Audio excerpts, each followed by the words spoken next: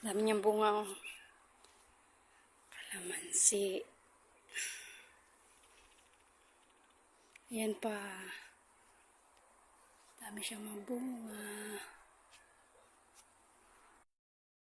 Ito naman ay olives. Ito ay ginagawa nilang oil. Maliliit pa siya. Dito ang pinakamaraming tanim ay olive. Kasi ito, ginagawang mantika. Ito, kinakain din nila to dito eh. Hindi ko lang alam kung anong pangalan nito. Para siyang lemon. Pero pati balat nito kinakain. Yan, hanggang dun. Kanila yan. Tingnan natin yung grapes kung hinog na. Yan. Ito yung grapes. Kinubuera.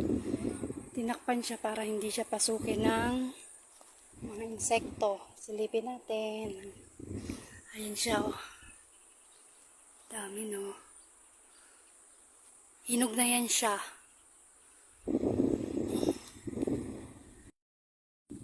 Dito, another lemon.